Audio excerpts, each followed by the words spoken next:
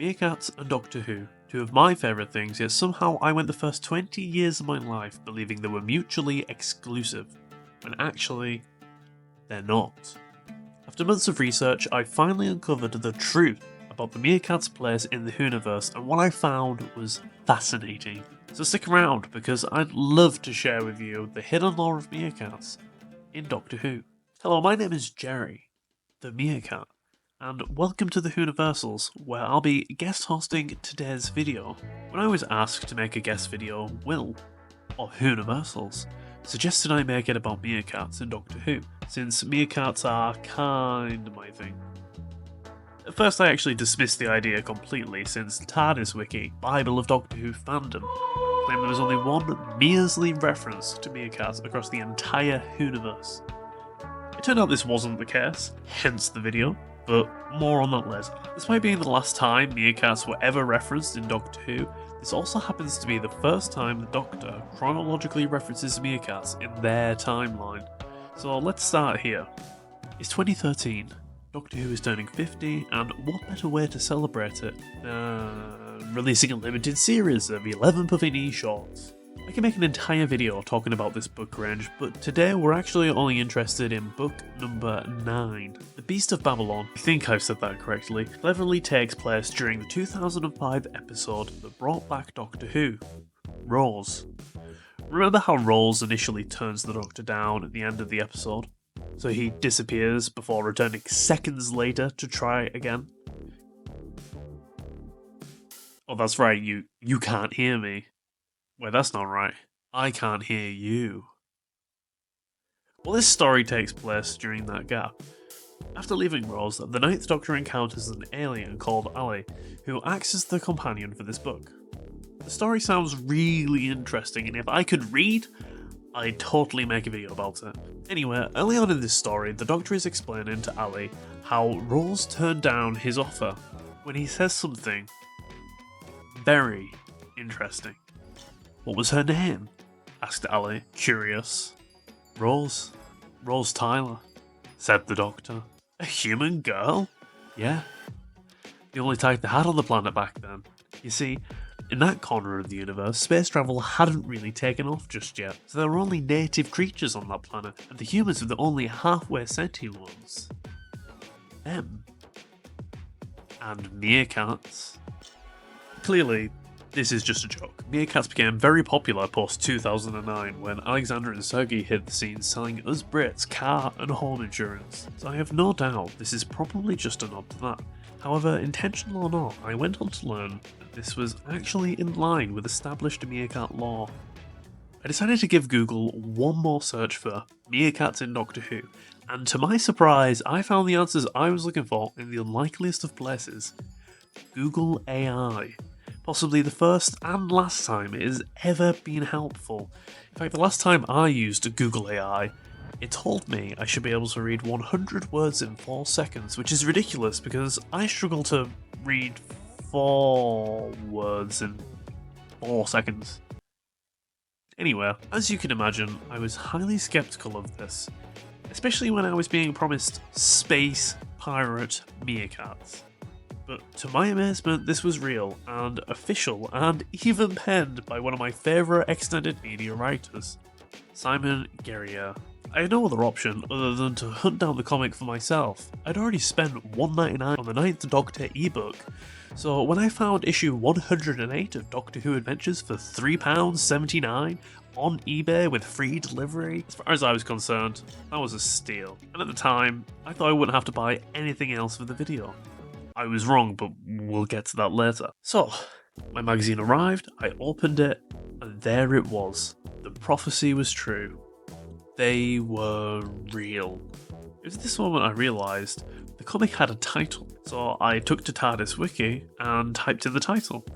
And would you believe it, there was a page on it after all. It just hadn't been linked to the Meerkats page. Since I had the magazine in front of me, I thought the page would be pretty useless. Boy was I wrong, because as I scrolled to the bottom of the page, I read something rather upsetting. The Doctor previously stated his distrust for Meerkats in comic Save the Humans. Distraught, I immediately took to eBay to try and find this comic. I remember growing up, I used to collect these Doctor Who adventure magazines, and if you did too, you might remember they often came with free gifts. Well, this one comes with a blow-up Dalek at the low cost of £14.99. I could have opted for a cheaper copy of the magazine without the Dalek, but where would be the fun in that? So I ordered the magazine, bringing my total spending on this video up to $20.77.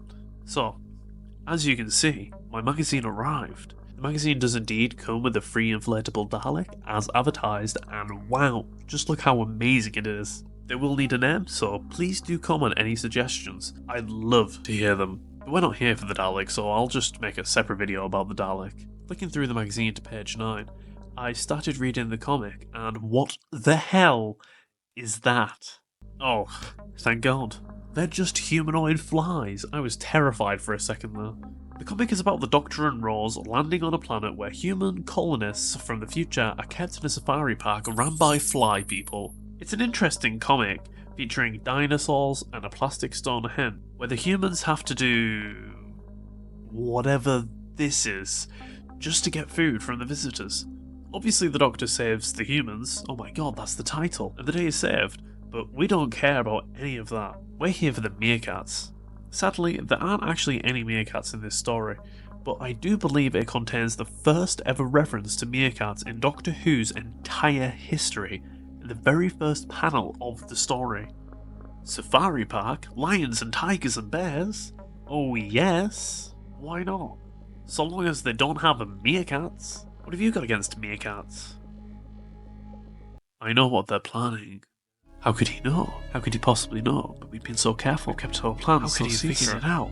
How could he know that we're planning? He knows. This is impossible. How could he possibly know? Plans so accelerate. He's found out. How could he? Outside of the brief mentions in the other two stories, to my knowledge, this is the only actual appearance of meerkats in all of Doctor Who. To recap, we know by the early 21st century, meerkats are at a comparable sentient level to humans, potentially implying meerkats have human-like behaviours and mannerisms, said the talking meerkat. Plus, we know the Doctor doesn't trust meerkats, because he knows what we are planning.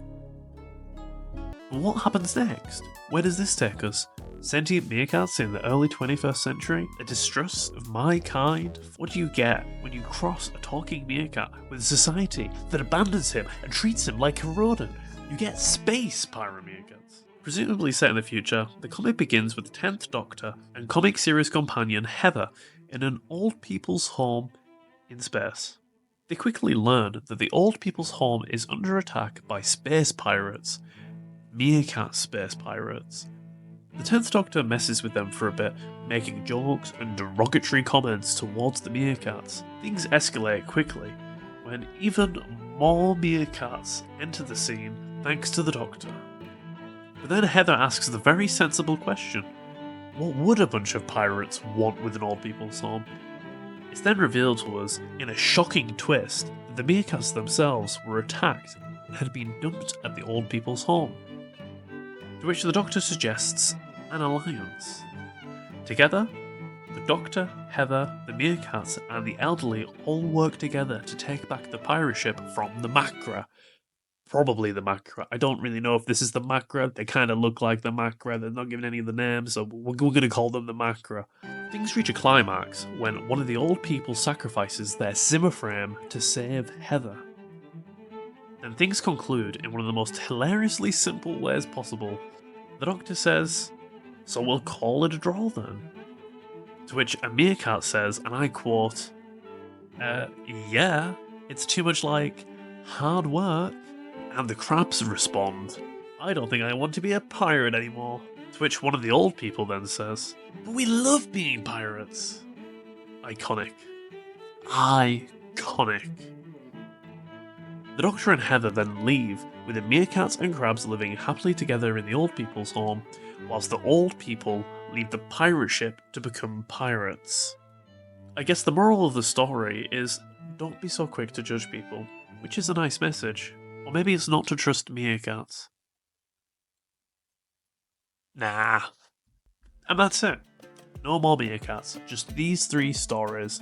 Began our journey learning of the sentient level of meerkats during the early 21st century, leading to the 10th Doctor's mistrust of meerkats due to our plans. finally resulting in the Meerkats becoming space pirates. Thank you so much for watching. I've been Jerry, this has been Hooniversals, and you've been fantastic.